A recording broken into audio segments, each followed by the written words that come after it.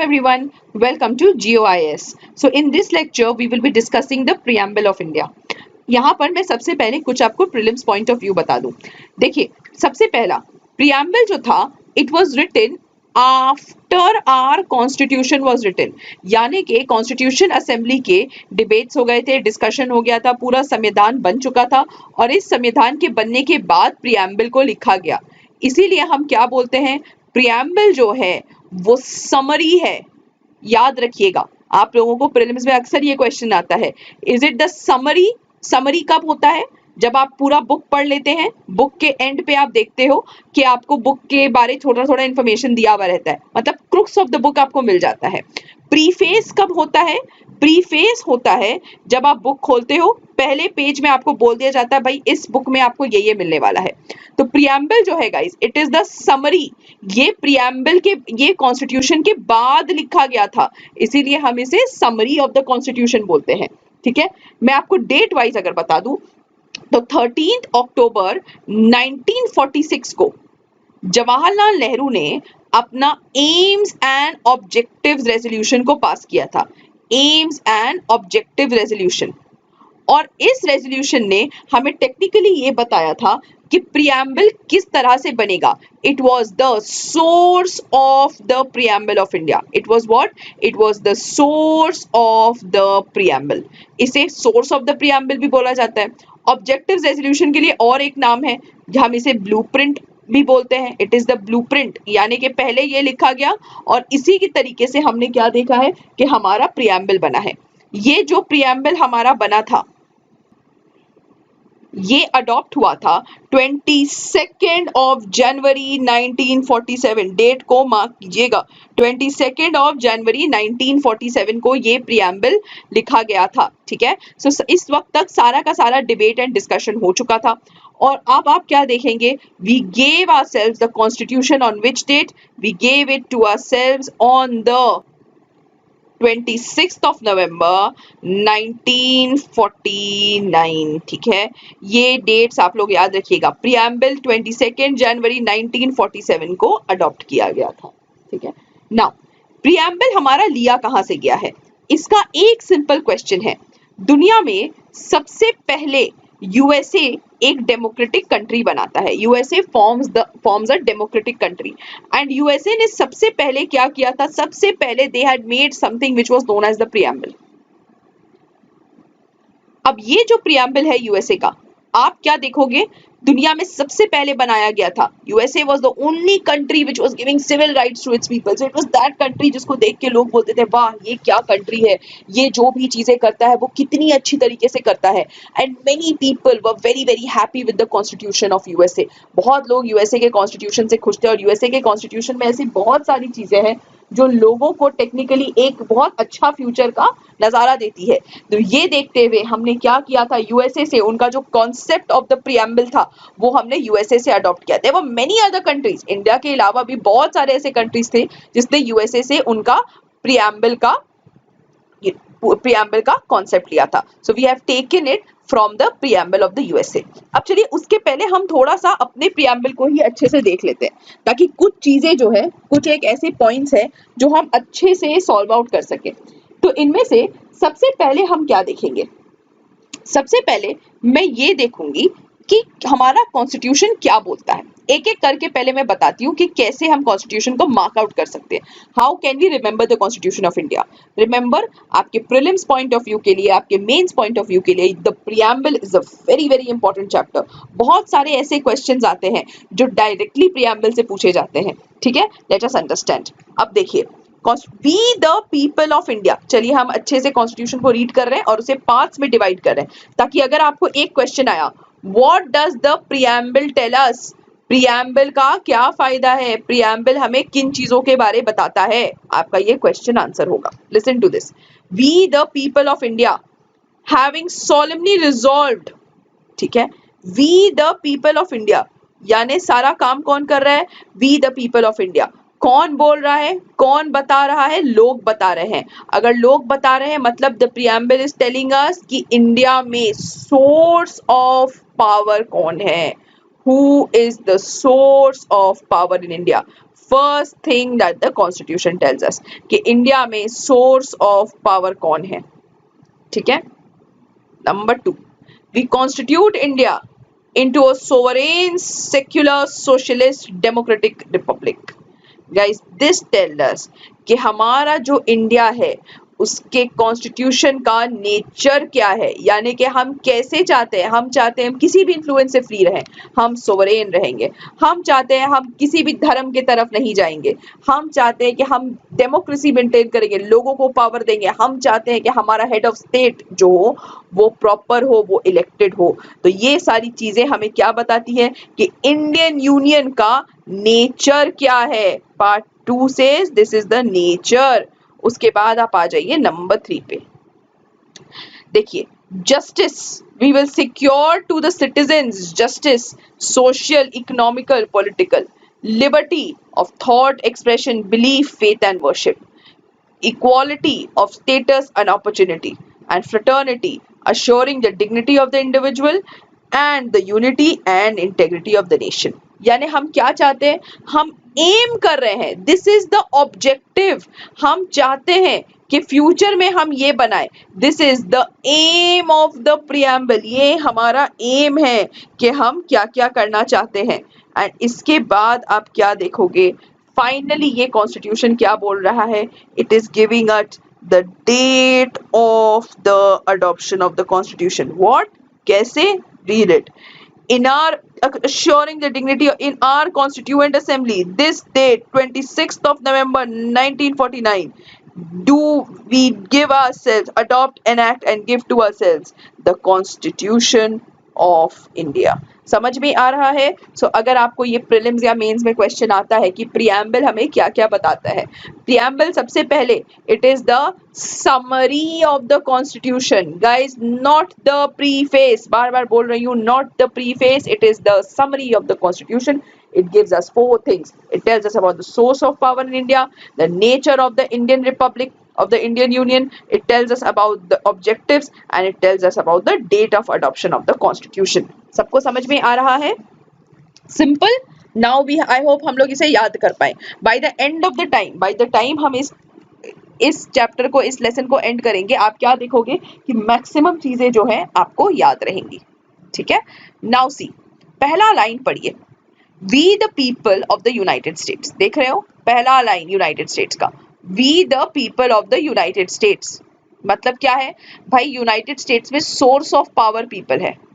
अब आप Indian constitution को पढ़िए, यहां पर भी we the people of India है। तो हमने क्या किया है, सीधा से कॉपी पेस्ट कर दिया है। हमने क्या किया है, एकदम इजीली क्या किया है, अमेरिकन कॉन्स्टिट्यूशन से हमने ये चीज अडॉप्ट कर लिया है कि भाई हमारा जो इंडिया है, जो मेरा इंडिया है, ये पीपल के द्वारा रूल होता है। सोर्स ऑफ पावर जो है वो पूरा पीपल है। Guys, what does this mean when we are saying we the people? What does this mean? This not only means, it means that the people are the source of power. Very good, यहाँ तक सबको समझ में आ रहा है। Now you see it like this. This means that the people, जो लोग यहाँ पे रह रहे हैं, यानी कि यहाँ के जो इंडिजिनस पीपल है, the people who stay in India, the indigenous people who are born and brought up in India, these people, these indigenous people will rule themselves. We are saying that we will be ruled by the soil, we will be ruled by the soil. This is the principle of autochthony. मैं क्या बोल रही हूँ, we will be ruled by the people of the soil. This is the process of autochthony.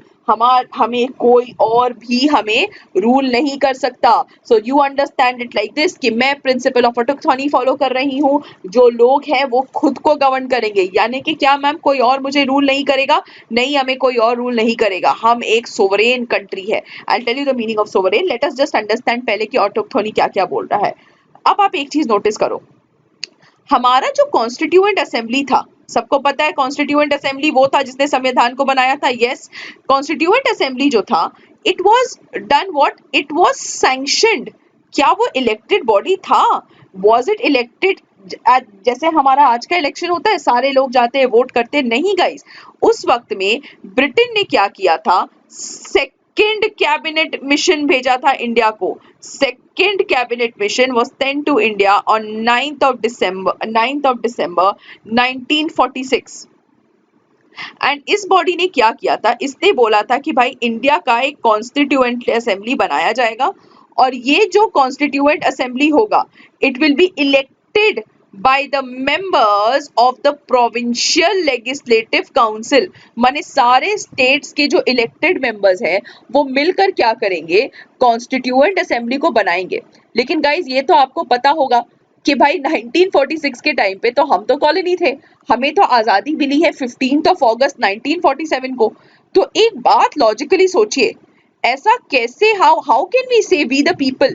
ये तो उन लोगों ने लिखा है ना जिन्होंने कॉन्स्टिट्यूशन बनाया है, और इन्होंने उसे उस वक्त पे लिखा है जब टेक्निकली हम खुद इंडिया एक कॉलोनी थी। तो हम वी द पीपल कैसे बोल सकते? ये तो ब्रिटिश होना चाहिए था। नहीं गाइस, यहाँ पर आप क्या देखोगे, बी आर अम्बेडकर साहब आते हैं। What you see over here, B R Ambedkar sahab comes into the picture. B R Ambedkar guys was a man, a remarkable man. उन्होंने क्या किया, उन्होंने बड़े अच्छे से ब्रिटिश कॉन्स्टिट्यूशन को पढ़ा। पहले चलिए हम इसे उस तरह से समझते हैं। कॉन्स्टिट्यूएंट असेंबली जो था वो इलेक्ट हो गया था, ठीक है, and it was elected by the people of the provincial legislative assemblies, और बड़े आराम से उन्होंने कॉन्स्टिट्यूशन को बनाया, ठीक है। अब क्या होता है देखिए, इंडियन इंडिपेंडेंस एक्ट पास होता है। Indian independence act was passed in 1947 और इस एक्ट ने क्या किया था, दो पार्ट्स में डिवाइड कर दिया था इंडिया को, India and Pakistan. Yes, and ये जो दोनों थे they would function as autonomous states. ये क्या फंक्शन करते, ऑटोनॉमस स्टेट्स के जैसा फंक्शन करते, जब तक इनका जो कॉन्स्टिट्यूशन है वो बीइंग में नहीं आ जाता, यानी कॉन्स्टिट्यूशन लाइव हो जाता है, वेरी गुड, कॉन्स्टिट्यूशन सब लोगों ने एक्सेप्ट कर लिया, कॉन्स्टिट्यूशन सबने पास कर दिया, वेरी गुड, तब तक इंडिया और पाकिस्तान जो रहेगा वो ऑटोनॉमस रहेगा, यानी कि they will still function under the British crown. इनका नाम रहेगा ब्रिटिश क्राउन के अंडर, मगर ये तभी तक फ्री है, तभी तक ब्रिटिश क्राउन के अंडर है जब तक इनका संविधान नहीं आया है। तो इस एक्ट के तहत ये बोला गया था कि जो फाइनल कॉन्स्टिट्यूशन बनेगा उसे ना आप लोगों को ब्रिटेन भेज देना होगा। ये जाएगा ब्रिटेन के पार्लियामेंट में और ब्रिटेन का पार्लियामेंट इसे अप्रूव करेगा या इसके लिए इसके ऊपर जो चेंजेस है वो सजेस्ट करेगा। यहाँ पर बी आर अम्बेडकर साहब ने अपना ब्रिलियंट दिमाग चलाया। He did what is known as a procedural mistake. He did what is known as a procedural mistake. मतलब he said मैं भूल गया, I forgot, मैं भूल गया वहां ब्रिटेन में अपना कॉन्स्टिट्यूशन भेजना। हमने अपना कॉन्स्टिट्यूशन खुद बना लिया है, इसीलिए हमें अब ब्रिटिश की जरूरत नहीं है, और अब तो 1947 हो ही गया इस टाइम तक। तो the thing is our constitution has come into being and now we can proudly say कि हमारा जो कॉन्स्टिट्यूशन है that has been made by the people, we the people. समझ में आ रहा है सबको कैसे ये टर्म को हम जस्टिफाई कर रहे हैं? Yes, how we are saying it has been made by the people. अब देखिए सेकेंड वर्ड की बात करते हैं। प्रियम्बल का सेकेंड वर्ड जो हमारे इंडियन रिपब्लिक का नेचर बचाता है। यस, फर्स्ट वर्ड आप लोगों को बता दूं, sovereign, socialist, secular, democratic Republic, SSDR। अब देखो सबसे पहला वर्ड सोवरेन। सोवरेन का मतलब क्या होता है? What is the meaning of sovereign? Sovereign का मतलब होता है I am not going to be influenced by any external power.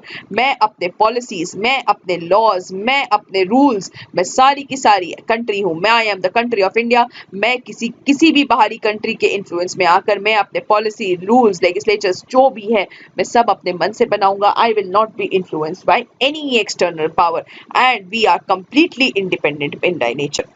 ना हम किसी के, we are not any one's dominion. Dominion का क्या मतलब है? हमारे ऊपर कभी कोई और पावर रूल नहीं करेगा, हम किसी भी तरह का इंटरफियरेंस हमारे पॉलिसीज में नहीं समझेंगे।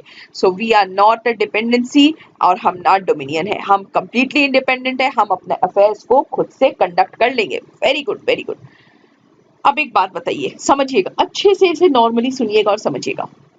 आप लोग नॉर्मली देखते होंगे हम लोग यूएनओ के पास जाते हैं। यस, यूएनओ जब भी आता है इंडिया को बोलता है इंडिया तुम एक काम करो, मुझे आप क्या करो, peace keeping, send me peace keeping forces. आप सीरिया में अपने फोर्सेस को भेजो, आप इसराइल में अपने फोर्सेस को भेजो, और हम लोग वेरी अच्छे से सुनते हुए ये फोर्सेस वहां पर भेज देते हैं।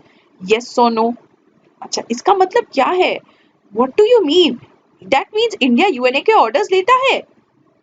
डू यू थिंक कि इंडिया यूएनए के ऑर्डर्स लेता है? नो नो नो, ये जो अरेंजमेंट है गाइस, ये एक आर्बिट्ररी अरेंजमेंट है। इसका मतलब क्या है मैम? इसका मतलब है इंडिया का जब मन करेगा वो यूएनए को अपने फोर्सेस भेजेगा, इंडिया का जब मन करेगा वो नहीं भेजेगा। So this is the process which जो यूएनओ क्या करता है, it merely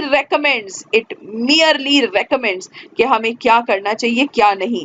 it is in no way binding, not binding on the constitution of India. बिल्कुल भी बाइंडिंग नहीं है। जो हमने अपने संविधान में लिखा था वो सही, जो हमने नहीं लिखा वो नहीं सही। अब देखो क्या हुआ, एक और एग्जाम्पल देती हूँ। आप लोगों ने कॉमनवेल्थ का नाम सुना होगा, कॉमनवेल्थ गेम्स वगैरह आप लोग अक्सर देखते होंगे, हो रहा है। यस, अब देखो कॉमनवेल्थ का बात समझो आप। कॉमनवेल्थ क्या था? ये जो कॉमनवेल्थ ऑफ कंट्रीज था वो बेसिकली क्या था? ब्रिटेन ने एक ग्रुप ऑफ नेशंस को कॉमनवेल्थ में रखा था, और ये वो नेशंस थी जो ब्रिटेन के कॉलोनीज थी। ठीक है, ब्रिटेन के सारे कॉलोनीज को एक तरफ से ग्रुप कर दिया गया था, एक तरह से सम टोटल बनाया गया था सारे कॉलोनीज का, ब्रिटिश का, जो कि कॉमनवेल्थ का मेंबर था। ठीक है, तो आप क्या देखोगे 1949 में नेहरू जी ने बोला हम भाई कॉमनवेल्थ के मेंबर रहेंगे। हम लोग सब गुस्सा हो गए, बोले क्या नेहरू जी, अभी तो हम कॉलोनी से निकले और आप फिर हमें कॉमनवेल्थ के मेंबर बना रहे हो। नेहरू जी ने बोला डू नॉट वरी, अब हम एक सोवरेन कंट्री है। ये जो हमारा अरेंजमेंट है कॉमनवेल्थ के साथ, ये जो हमारा अरेंजमेंट है यूनाइटेड नेशंस के साथ, this is what you call an extra legal arrangement. It is an extra legal arrangement. What do you mean by this extra legal, ma'am? इसका मतलब ये है कि this is not mentioned in the constitution of India, और हम उसी चीज को मानेंगे जो हमारे कॉन्स्टिट्यूशन ऑफ इंडिया में लिखा हुआ है। मैम इसका मतलब क्या है? हमने एक्स्ट्रा लीगल साइन तो किया है ना? हाँ ऑफ कोर्स साइन किया है, मगर ये जो ट्रीटीज है they will not B binding on India. India जब चाहे उसे ज्वाइन कर सकता है, इंडिया जब चाहे उसे छोड़ सकता है। Hence we have completely said कि हम जो है हम एक सोवरेन कंट्री है। समझ में आ रहा है सबको? अब देखिए बी आर अम्बेडकर जी ने और एक चीज किया था हमारे सोवरेनिटी को अच्छी तरीके से इम्पंज करने के लिए, अच्छी तरीके से उसे फॉरवर्ड में लाने के लिए। Let us understand it like this. पहला टर्म मैंने आपको ऑटोक्थोनी का बता दी। अब बी आर अम्बेडकर जी ने देखिए सबसे पहले उन्होंने क्या किया, उन्होंने एक प्रोसीजरल मिस्टेक किया, वी द पीपल बना दिया। ठीक है, वी द पीपल का मतलब क्या है कि कोई भी इंडिविजुअल हमसे अफेक्टेड नहीं है, हम ऑटोक्थोनस नेशन है, हम अपना लॉज रूल्स रेगुलेशन पॉलिसी सब खुद बनाते हैं। और अब आप क्या देखोगे, देखो सबसे पहले और एक चीज याद करो, 15 अगस्त 1947 को इंडिया इंडिपेंडेंट हुआ था। ठीक है, अब आप क्या देखते हो 26 जनवरी 1950 को हमारा कॉन्स्टिट्यूशन लाइव होता है, यानी कि वी एनैक्ट, हमारा कॉन्स्टिट्यूशन पूरी तरीके से बन जाता है। Now during this point of time what had happened is, अगर आपको याद है इंडियन इंडिपेंडेंस एक्ट ऑफ 1947 ने क्या बोला था, याद रखिएगा, इंडियन इंडिपेंडेंस एक्ट ऑफ 1947 इसने बोला था कि अभी तक ये जो इंटरिम कॉन्स्टिट्यूशन बनेगा, ये जो बीच में लोग कैसे करेंगे भाई, लॉ एंड ऑर्डर तो चलेगा ना, ये कैसे चलेगा? तो उन्होंने बोला था government of India act of 1935 के तहत आप लोग अपने इंडिया को रूल करते रहो। तो जैसे ही हमारा कॉन्स्टिट्यूशन इनटू बीइंग आया, बी आर अम्बेडकर साहब ने बड़े प्राउडली एक काम किया।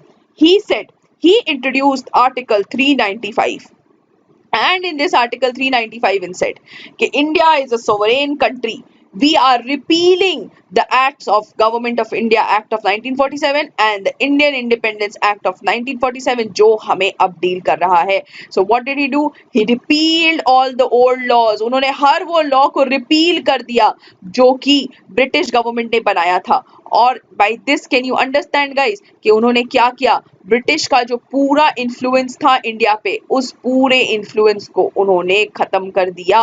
Bye this what we can understand, by this we can understand that the principle of sovereignty was deeply embedded by B.R. Ambedkar. How? Again बता रही हूँ, number one, through the autochthony, principle of autochthony. How did he do it? He did what was known as a procedural mistake. And number three, what did he do? He introduced article 395 and he said सारे के सारे पुराने laws सब कुछ हम repeal कर दे रहे हैं। And hence what we can say, we can simply say that India is a sovereign country. Yes, sovereignty का और मतलब क्या होता है, इंडिया जब चाहे एक फॉरेन टेरिटरी अक्वायर कर सकती है, फॉरेन टेरिटरी सीड कर सकती है टू अ फॉरेन स्टेट। अब यहाँ पर और एक क्वेश्चन आपको आएगा, मैं आपको एक क्वेश्चन पूछूं, इज इंडिया सोवरेन? आप बोलेंगे यस मैम, इतना तो हमने डिस्कस कर दिया, India is sovereign. Yes guys, India is sovereign, एकदम सोवरेन कंट्री है। बट एक क्वेश्चन यहाँ पे आता है, मेंस पे आ चुका है, are Indian sovereign? Are Indian sovereign? क्या मैं फ्री हूं? Am I completely free from any influence? No, no, no, no, no. जो लोग yes बोल रहे हो, no, no, no, no, no. आप कैसे फ्री हो? You are bound by law. आप लॉ से बाइंडिंग हो। क्या ऐसे हो सकता है कि आप सडनली आप AK-47 एक निकालो और आप जाओ, आप लोगों को उड़ा दो गोली से और आप बोलो मैं सोवरेन हूँ, आई am not bound by law, और आप किसी को मार डालो? That thing can not happen. Yes, इसीलिए द ओनली टाइम अपने जिंदगी में आप, द ओनली फ्यू टाइम्स जो एक इंडियन कंप्लीटली सोवरेन होता है, that is during the time of elections. What? ऐसा कैसे होता है मैम? ऐसा होता है गाइस, आप जब वोटिंग करने जाते हो, आपको कोई इन्फ्लुएंस नहीं करता, आप अपने मन से अपने रिप्रेजेंटेटिव को चुन सकते हो। It is your point and you are sovereign at that point of time guys. This is known as universal adult suffrage. Universal adult suffrage, when an individual is free from any question, he is free from any influence to choose who will work from him in the future. This term is known as universal adult suffrage, the only time when an individual acts sovereignly. समझ में आ रहा है सबको? I hope ये doubts आप लोगों को कुछ ना हो इसके बाद। चलो, first term we have discussed. अब देखिए, सेकेंड टर्म जो आपको मिलेगा वो रहेगा सोशलिज्म, सोशलिस्ट एंड सेक्युलर। ये दोनों टर्म हम बाद में डिस्कस करेंगे, ठीक है? बिकॉज सिंपल सी बात है, आप लोगों को पता है 42nd अमेंडमेंट एक्ट आया था, 19 कॉन्स्टिट्यूशनल अमेंडमेंट एक्ट आया था 1976 का, जिसमें से 3 वर्ड्स ऐड किए गए थे हमारे कॉन्स्टिट्यूशन को। ये 3 वर्ड्स कौन से थे? Socialist, secular and integrity. इनके बारे हम थोड़ी देर बाद डिस्कस करेंगे। पहले हम ओरिजिनल कॉन्स्टिट्यूशन के पार्ट्स को डिस्कस कर रहे हैं, उसके बाद हम इनके पास आएंगे। अब देखिए, इसके बाद हमारा वर्ड आता है India is a democratic Republic. यानी डेमोक्रेटिक का मतलब क्या होता है? आप लोगों ने इब्राहम लिंकन का नाम सुना होगा, the first president of the United States. Yes, Abraham Lincoln. Abraham Lincoln ने क्या किया था? He had given a very famous statement. इन्होंने बोला था डेमोक्रेसी का मतलब है we for the government by the people, the government of the people and the government for the people. भाई इसका मतलब होता है डेमोक्रेसी। मतलब क्या? कि जो गवर्नमेंट बनेगी वो लोगों के बारे ही बनवाई जाएगी, लोगों से ही इलेक्ट होके आएगी, और ये जो लोग हैं गवर्नमेंट के लिए ही काम करेंगे। Very good madam. क्या मतलब होता है? देखो, 2 तरह का डेमोक्रेसी होता है। एक होता है डायरेक्ट डेमोक्रेसी, एक होता है इनडायरेक्ट डेमोक्रेसी।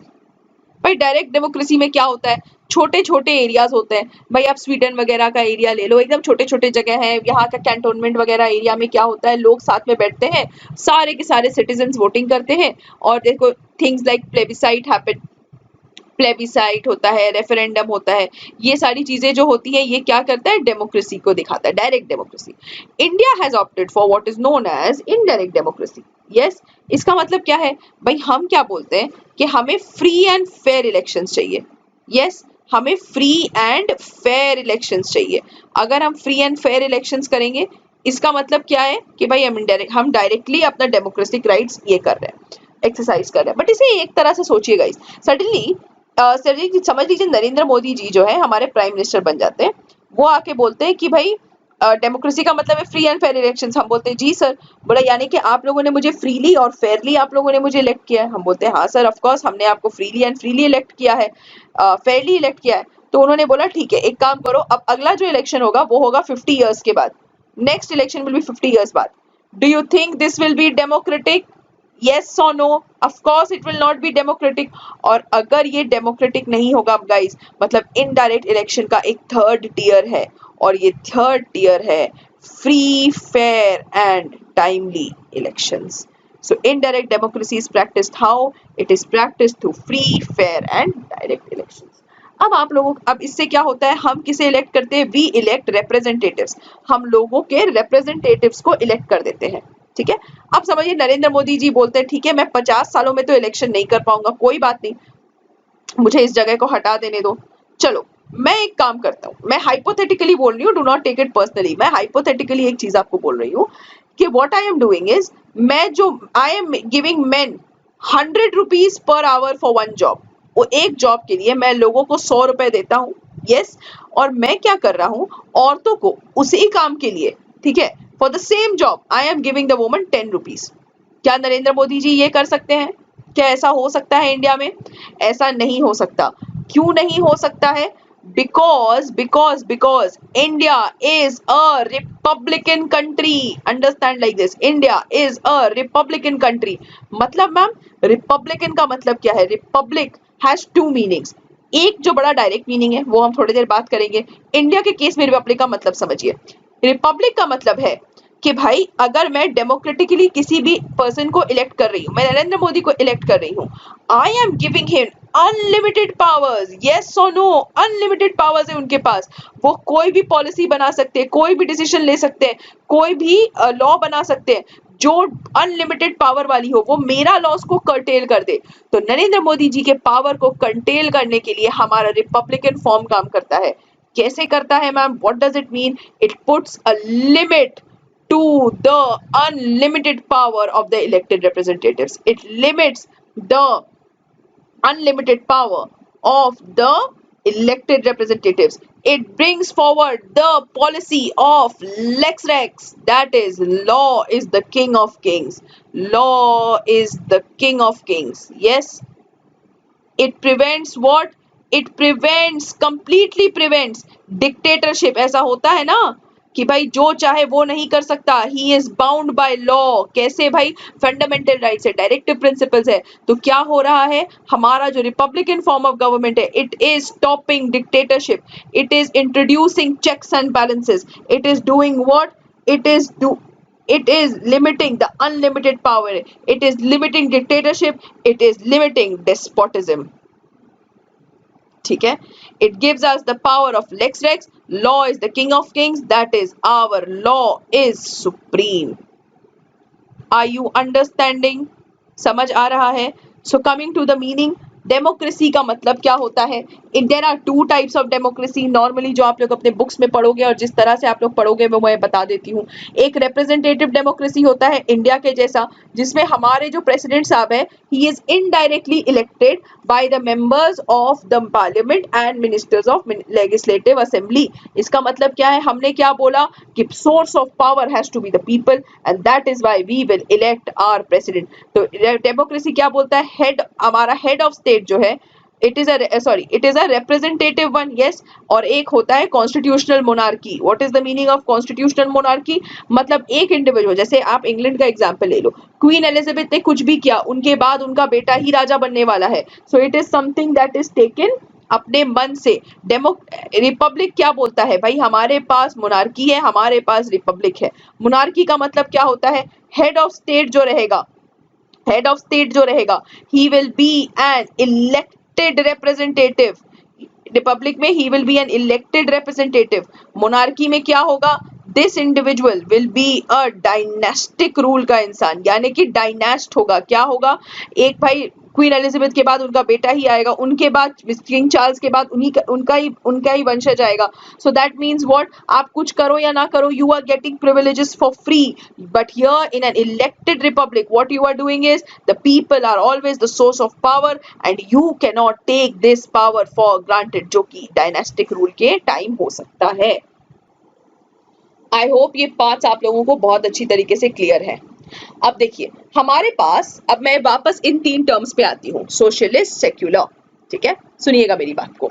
इंडिया में 42nd कॉन्स्टिट्यूशन अमेंडमेंट एक्ट ने, ठीक है, 1976 में मैडम इंदिरा गांधी जी ने क्या किया था? She had introduce 3 words. Madam Indira Gandhi ji had introduce socialist, secular and integrity. अब मेरी बात को समझना, आप लोगों को पता है 1950s में the world had started with something known as the Cold War and दुनिया जो है वो 2 पार्ट्स में बढ़ चुका था, yes, a capitalist and a communist। उस पॉइंट पे अगर सोशलिस्ट, अब आपके दिमाग में आएगा ना मैडम ये इंदिरा गांधी जी ने क्यों डाला, why was it attempt, why didn't it happen? कि उस वक्त पे बी आर अम्बेडकर जी नहीं चाहते थे क्या कि हमारा सोशलिस्ट फॉर्म हो? क्या वो ये नहीं चाहते थे कि हम पैसे इक्वली डिवाइड करें? Listen what had happened. उस वक्त में अगर हम सोशलिस्ट को बनाते, व्हाट वुड आई सेड कि भाई 100 रुपीज है हमारे पास, इंडिया समझ लीजिए साल में 100 रुपीज कमा रहा है, इंडिया में 100 सिटीजन है, अकॉर्डिंग टू मार्क्सिस्ट सोशलिज्म जो उस वक्त चल रहा था, कार्ल मार्क्स का सोशलिज्म, कार्ल मार्क्स के सोशलिज्म के हिसाब से ये 100 रुपए जो है ना, आप इक्वली इन 100 लोगों में बांट दो, आप इक्वली इन 100 लोगों में बांट दो, equal distribution of resources, irrelevant of कौन कितना एफर्ट डाला है। इसीलिए बड़े आराम से, इसीलिए ऐसे ही समझना, इसीलिए बी आर अम्बेडकर ने क्या किया, बी आर अम्बेडकर ने बोला मैं ये वर्ड सोशलिस्ट नहीं डालूंगा, अगर मैं ये वर्ड सोशलिस्ट को डाल देता हूं, मेरे यहाँ के जो लोग हैं, मेरे यहाँ पे जितने भी लोग हैं वो क्या करेंगे, they will not work, and for them to work I require for them to work, मैं चाहता हूं कि मेरे सारे के सारे लोग काम करें और मेरे सारे के सारे लोग जो हो वो एजुकेटेड हो, मेरे सारे के सारे लोग डेवलप करें। And for this guys he introduced this word equality in our constitution. So what does this word say? Equality में अगर देखो, equality of status and equality of opportunity. तो guys, Indian form of socialism क्या है? Indian form of socialism is what we call Gandhian socialism. Ma'am इसका मतलब क्या है? मतलब आपको अपॉर्चुनिटी, हर इंसान को इक्वल अपॉर्चुनिटी दी जाएगी, इक्वल अपॉर्चुनिटी के तहत आप जो चाहते हो आप वो हासिल कर लो। You will do what is known, I will give you an option to become equal to your counterparts. You will have to work, and guys, that is the reason B.R. Ambedkar introduced the word equality of status and equality of opportunity. I hope आप सबको समझ में आ रहा है, equality of status and equality of opportunity. ठीक है? Now see. अब अगले वर्ड पे आइए, सेक्युलर वाले वर्ड पे। सेक्युलर वाला वर्ड भी भाई 42nd कॉन्स्टिट्यूशन अमेंडमेंट एक्ट से आया था। अब देखो 1950s में what was the western concept of socialism, बात समझिएगा, वेस्टर्न कॉन्सेप्ट ऑफ सोशलिज्म क्या था, ठीक है, western concept of socialism of secularism ये क्या था समझना। ये हमारा स्टेट है यानी गवर्नमेंट है और ये जो है रिलीजन है। तो स्टेट जो था it was completely divorced from religion. मतलब रिलीजन क्या कर रहा है, उसे स्टेट को कोई मतलब नहीं है, स्टेट रिलीजन में इंटरफेयर नहीं करेगा, रिलीजन स्टेट के एक्टिविटीज में इंटरफेयर नहीं करेगा। There will be what we called no interference, ठीक है, कोई इंटरफेरेंस नहीं रहेगा, ठीक है, नो इंटरफेरेंस रहेगा, यानी कि मैम क्या डिस्क्रिमिनेशन होगा? नहीं, no discrimination.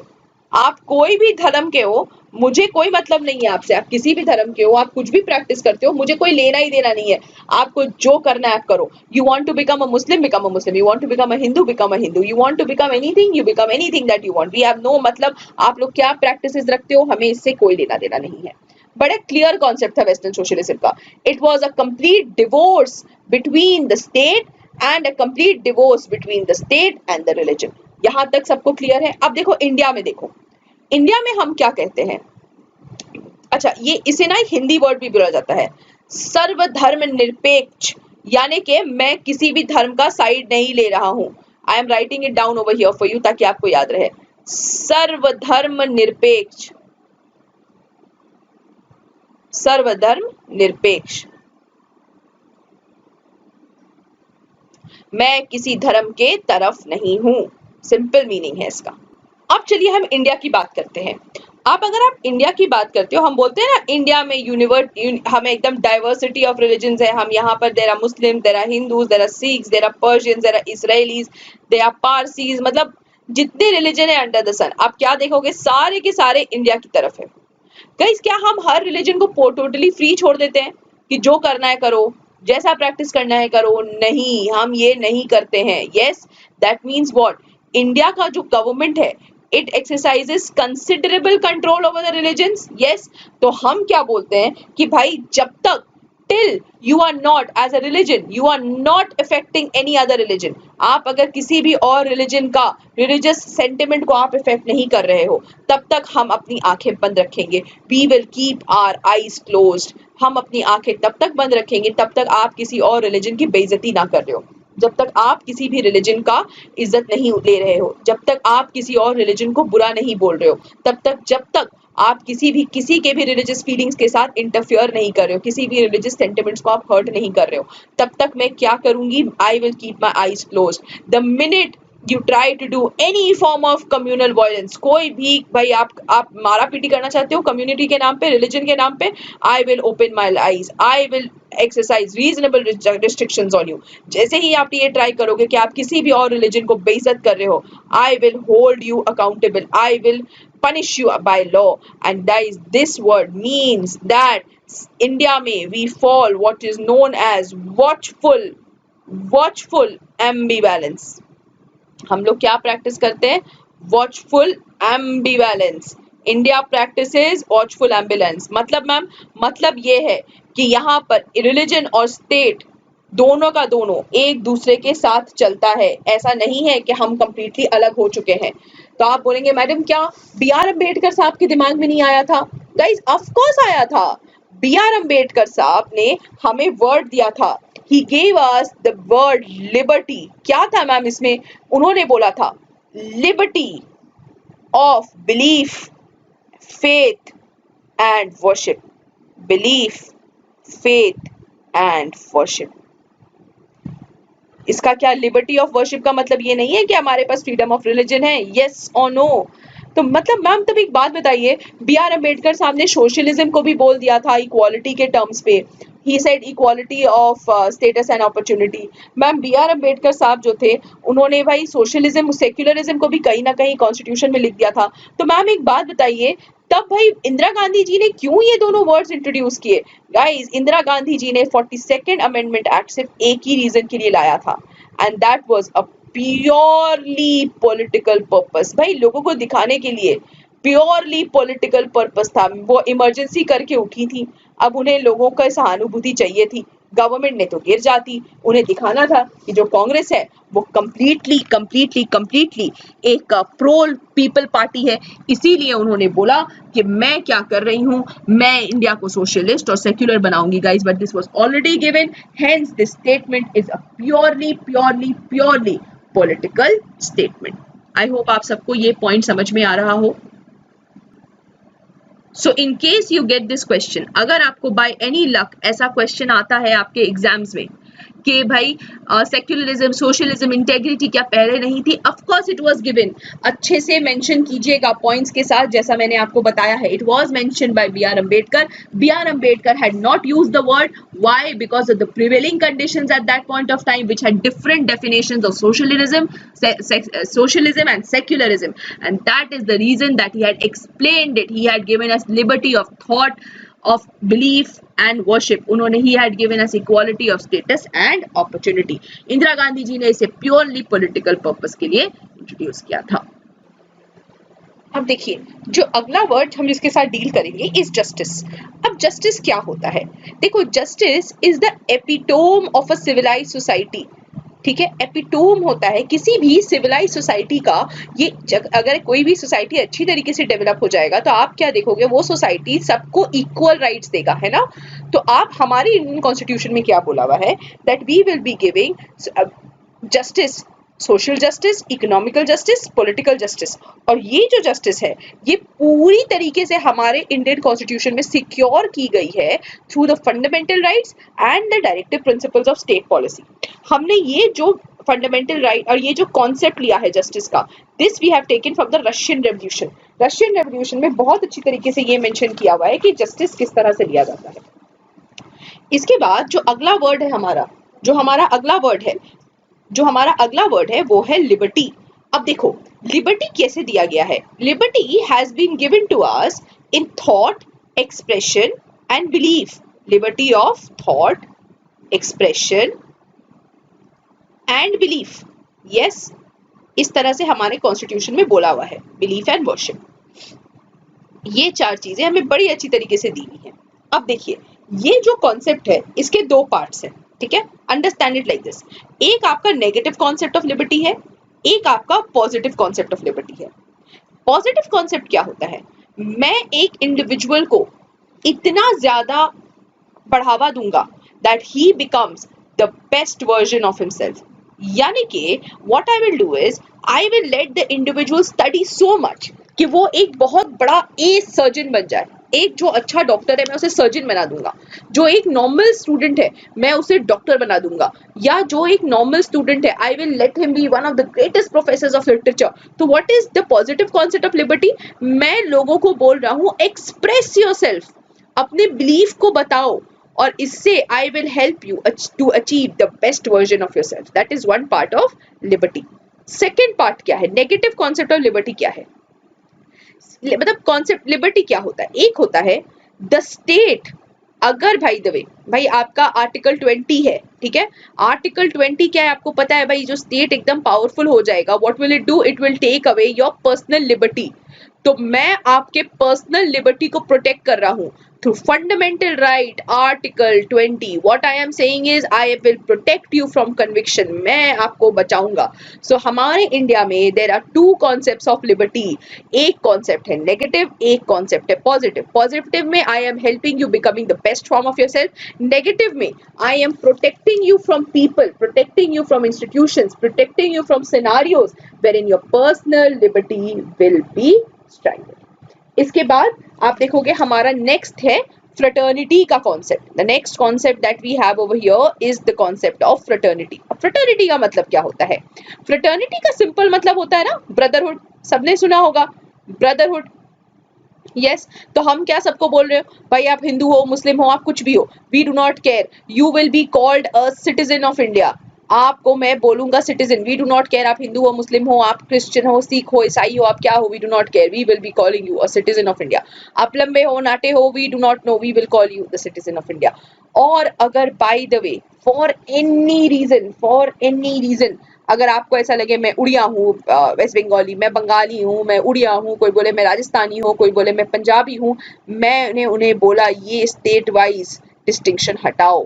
You people are brothers, you people कहीं से भी आए हो, you people if you stay in India you are, you if you are citizen of India you are brothers, and for this the constitution of India has said that there will be the concept of single citizenship. समझ में आ रहा है हमारे constitution में कैसे क्या क्या बोला गया है, किस तरह से वो एनफोर्स किया गया है। यस और ये जो टर्म्स है लिबर्टी, इक्वालिटी, फ्रेटर्निटी, गाइस ये आप लोगों को पता है फेमसली हमारे फ्रेंच रेवोल्यूशन से ली गई है। It has been famously taken from the French revolution. अब इसके बाद एक क्वेश्चन आता है हमारे दिमाग में, और वो क्वेश्चन ये रहता है कि is the preamble a part of the constitution? क्या प्रियम्बल हमारे संविधान का एक पार्ट है? देखिए इसके लिए एक केस हुआ था जिसका नाम है बेरू-बेरी यूनियन केस। मेरी बात गौर से सुनिएगा, बेरू-बेरी यूनियन केस। आप लोगों को पता होगा कि इंडियन इंडिपेंडेंस एक्ट ऑफ 1947 ने इंडिया को दो पार्ट्स में डिवाइड कर दिया था, इंडिया एंड पाकिस्तान। और ये जो डिवीजन हुआ था that had happened along a line, और ये लाइन बनाने वाले सर रैडक्लिफ थे, इसीलिए इस लाइन को हम लोग रैडक्लिफ लाइन बोलते हैं। यस अब रैडक्लिफ लाइन ने जब बना था तो उसमें बहुत सारे एनोमलिटीज थे, यानी कि बहुत ज्यादा प्रॉब्लम्स थे इस लाइन में। तो यहाँ पर क्या हुआ था, जब आप देखते हो इंडिया, आप लोगों को पता होगा कि उस वक्त में पाकिस्तान वाज ओवर हियर और यहाँ पे आपका बांग्लादेश था, एंड बांग्लादेश को पहले ईस्ट पाकिस्तान का नाम दिया गया था। सबको ये बात आई एम श्योर पता होगा कि बांग्लादेश को पहले ईस्ट पाकिस्तान का नाम दिया होगा। यहाँ पर आप क्या देखते हो, रैडक्लिफ लाइन आता है, और रैडक्लिफ लाइन क्या करता है, रैडक्लिफ लाइन ईस्ट पाकिस्तान को बंगाल से डिवाइड करता है। नाउ व्हाट हैपेंस इज यहाँ पर एक होता है थाना नंबर 12, मेरी बात सुनिएगा गौर से, थाना नंबर 12, और ये थाना नंबर 12 रहता है न्यू जलपाईगुड़ी डिस्ट्रिक्ट में। न्यू जलपाईगुड़ी डिस्ट्रिक्ट जो वेस्ट बंगाल में है, जलपाईगुड़ी डिस्ट्रिक्ट में ये एक थाना रहता है, थाना नंबर 12, जो कि गलती से रैडक्लिफ लाइन से इंडिया में रह जाता है। Actually, this थाना number 12 should have been a part of Pakistan, you know, erstwhile Pakistan, जो आपका ईस्ट पाकिस्तान का रीजन बना था। अब क्या हुआ, नेहरू जी हमारे जो प्राइम मिनिस्टर थे, नेहरू जी वो पाकिस्तान के साथ उस वक्त टॉक्स में थे, ठीक है। और पाकिस्तान के प्राइम मिनिस्टर का नाम था फिरोज नून, ठीक है। अगर आपको पूरा नाम जानना है तो you do not need to know this, but I am still telling you, उनका नाम था फिरोज खान नून, ठीक है। तो इंडिया के प्राइम मिनिस्टर और पाकिस्तान के प्राइम मिनिस्टर मिले, ठीक है, और ये दोनों प्राइम मिनिस्टर्स मिलकर they formed what was known as the Nehru Noon agreement. Nehru Noon agreement, याद रखिएगा, ये बहुत इंपॉर्टेंट है।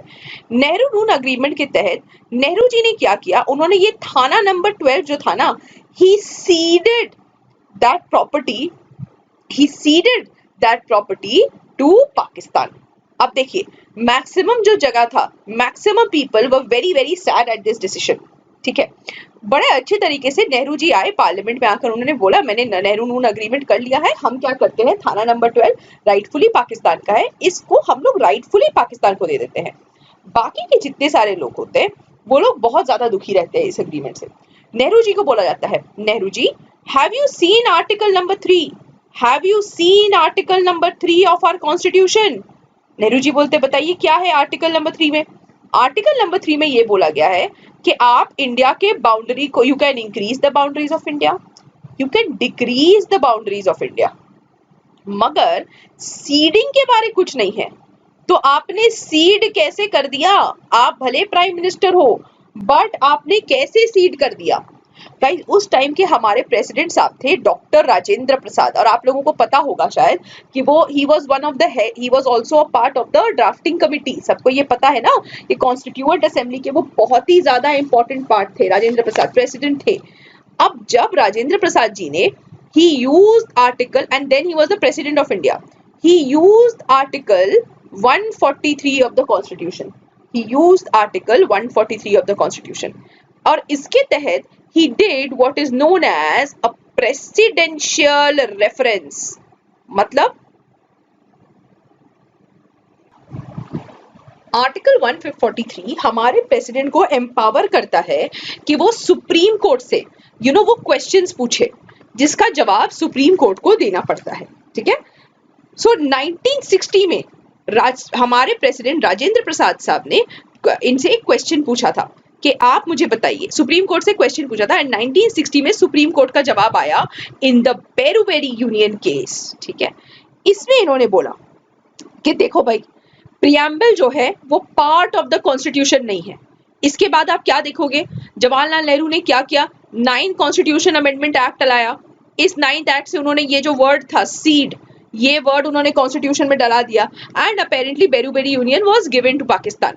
मगर बेरुबेरी यूनियन केस ने बताया preamble is not a part of the constitution, इसीलिए उसमें लिखे हुए किसी चीज को आप कॉन्स्टिट्यूशनली तोलमोल नहीं कर सकते हो।